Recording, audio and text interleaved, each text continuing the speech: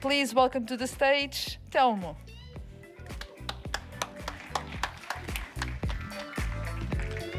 Hello, good afternoon. I'm honored to be here today to share my experience in esports and share my career, voluntary career in Grow Up Esports. Grow Up Esports is a non-profit association, and we starting our association in 2002. 5 years ago, we expanded our association to Macau. And the best part of esports and gaming and games is because esports and gaming put different people together. Different people with different culture, with different ages, and different backgrounds. And because that put different people together is a most important thing we see in esports. And because that the networking we create inside our association is so valuable to growing. Because that our association try or mode or slogan is grow up gaming, grow up esports. It's because that is putting different people together, and the people can growing not only in esports or in games, but growing like personal and professional skills. And this is a good way and a wealthy way to promote the benefits of the people inside esports. And this is some photos of our family, our group. In this moment, our association have more to 2,000 members around the world. This is photos of diversity. You have a lot of women and men playing games in our association. Grow Up Esports is a global brand. I will say before, Grow Up Esports starting in Portugal 17 years ago. And 5 years ago, we expand our association to Macau. And this moment, we trying to expand our association to Angola. And in this moment, we working to explore new markets, North America and Brazil. Our association is member of in International Esports Federation with headquarters in South Korea. And in 2016, we qualified the best team in Macau to Indonesia, to World Championship. Last year, 2017 and 2018, we qualified the best team in Portugal and Macau to the World Championship. We are much more than an association. We have different segments we're working on. We have a school circuit. We have app academies. We are one of the first organization in Europe to create app academies. We're working on an app high performance center for our teams, our players, our community growing, not only in the games. And we have 2 more programs we're working on, is Grow Up Sharing, I explained better before, and the GirlGamer Esports Festival. And why we bring this project today here? Grow Up Sharing is something the players and the gamers can be good for the society. And because that, we create this project, Grow Up Sharing, because gamers need to upgrade the computer with more frequency than other people, because we need new graphic cards, new motherboards to play the best games, the new games. And all of us, in general, have some pieces, some components. We don't store it, but we don't use And with this project, we can bring new way and reuse that items to build in community, to build that computer, to give to charity, to the society. And one of the big problems we have in the world is the waste we have, and all the campaigns we're seeing these 5-10 years is we need to change the mode we use the materials, because the worldwide needs, we're changing all this perspective, and we change the type of you use the materials. Basically, it's a community project that aims to collect used computers, hardware, and software to build new computers. Those new computers will then be donated to unprivileged institutions, charities, and developing countries.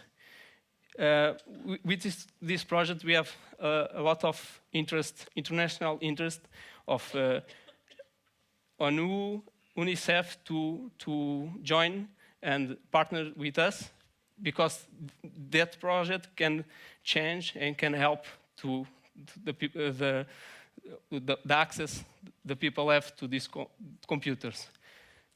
We have three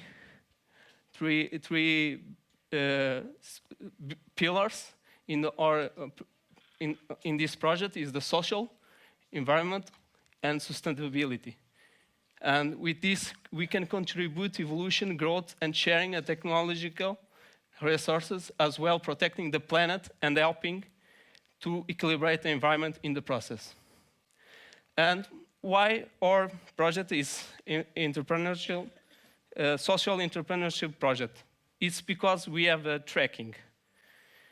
If, for example, one person here can give to us the graphic card, a memory card, or other component, after 1 month you can go into the website and you can see the tracking of that pieces. And with all that transparency, the people can see where is my PC, if that piece is built in a computer or waiting for the components, similar components to build up. And we have 4 phases. The phase 1, collection, testing, assembly, and delivery. With this, we can, every piece of donated hardware will have the donor's name attached and can be tracked by our platform. By doing this, the owner will know where is the specific donated hardware is and who is benefiting from it. For sure, the process can be also anonymous as well. This is one of the gamification projects we're working on, and in my personal opinion, with this project we can change the mentality of the people about the games, about esports player and athletes, and we can make the difference. This is some will benefit these projects. The idea we have is create like a form for that institution can be like a concourse to select it. And you have in this moment a lot of institutions you have interest to apply this. Esports representation is the third topic I bring here today. Is about the GirlGamer Sports Festival and why we create that event. Today, why we create that event only for focus in the female and women to esports, because I am gamer more than 20 years, and for me, separate genders in the esports don't make sense. For me, the esports and gaming is for everyone. We don't need to separate this. But you have a problem. because the professional level and the major events, esports tournaments, only have 1% or less women playing in these stages. And if in the general, and 30% of players and 40% of viewership is female viewers, why female players and female viewers? Why only 1% or less playing in this professional level? And because that we have a lot of issues. Is cultural stereotypes we have in our society, and we need to change this. For example, normally we listen sometimes, the games is for boys, or video games is for boys, but not. We don't need to have these stereotypes. We need to don't have the stereotypes about this. And for example, in usual video game, normal is a hero. We don't see a lot of women like a hero in video games.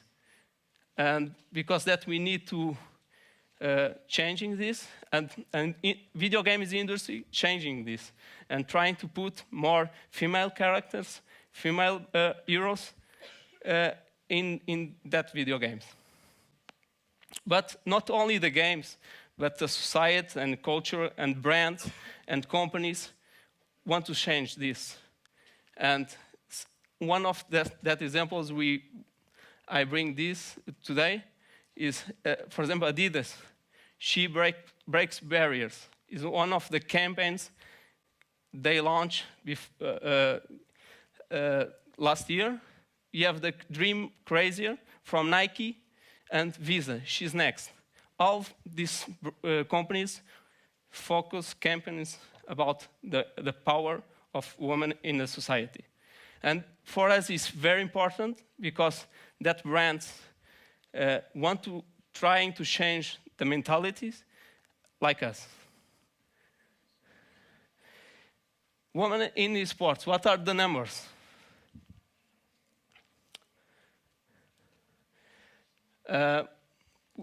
When we start this project, we starting to research and starting to understand better what's the issue, what's the public, what's the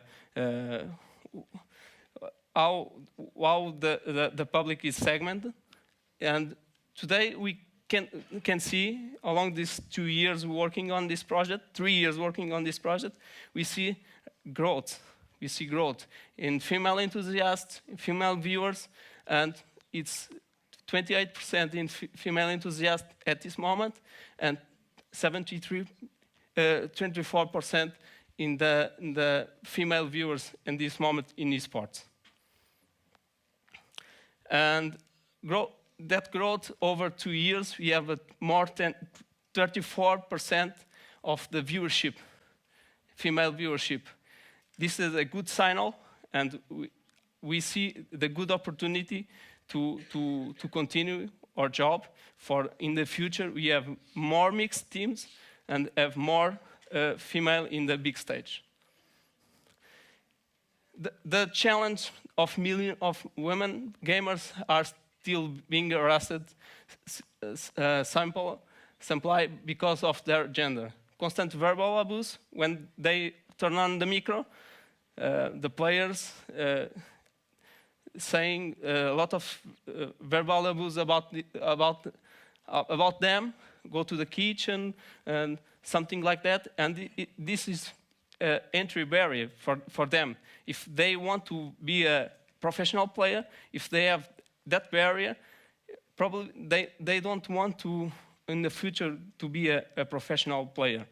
And because all this challenge, we need to we need to empowerment the woman to in the future we have more girls playing. For example, one of the problem of the mixed teams, when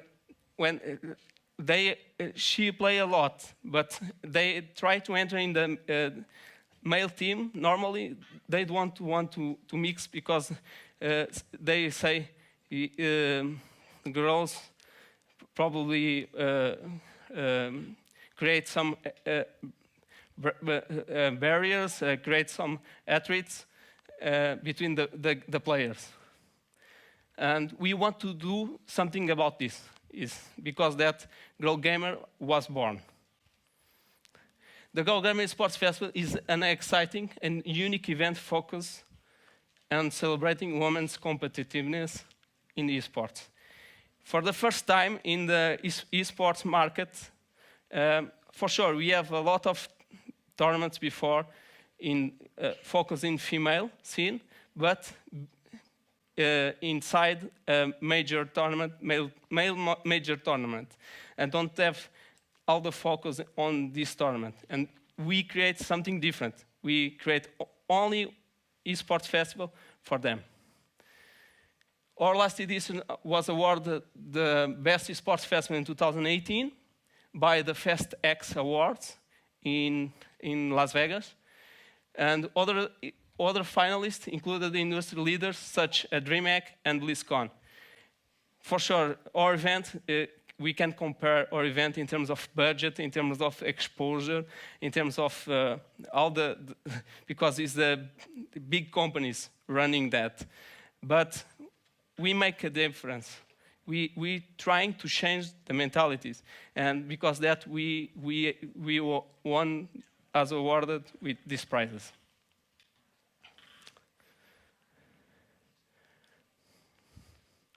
Well, sorry. One important thing here with this GirlGamer Sports Festival, develop and promote inspiring role models, because today the girls, when they seeing and watching the big tournaments, don't see girls playing, and they don't have role models to try, to achieve, to go. And with this empowerment, with this focus, we can create the role models.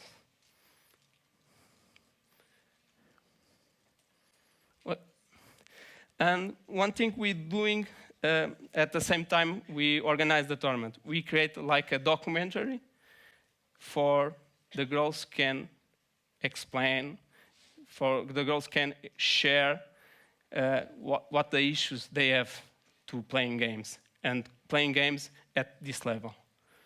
And with this doc series we create, we can inspire the young generation to try, to debate, to achieve that. Our past editions of GirlGamer, we have the first edition in 2017 in Macau, Studio City. In terms of broadcast viewers, you have 1.4 million viewers, and the event reached 9.2 million. And what we're seeing a lot of difference, a lot of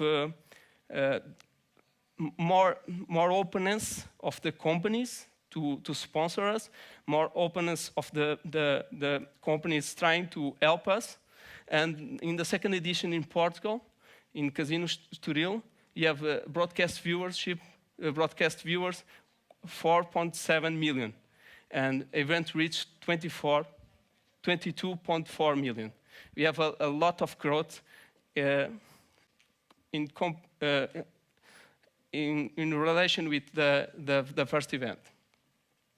This is some broadcast platforms we partnership with Twitch, with Jinx TV, with Mixer, YouTube, and we coordinate and streaming our event in Mandarin to China, because we have a partner of Alibaba Cloud, is our partner, to bridge, to supply that infrastructure for we can provide the signal of the streaming to China.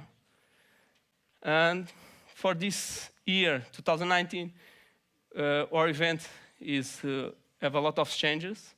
And in the past two editions, we use the invitational model for bring the best female teams in the world to our event, but we have a lot of other teams who want to participate.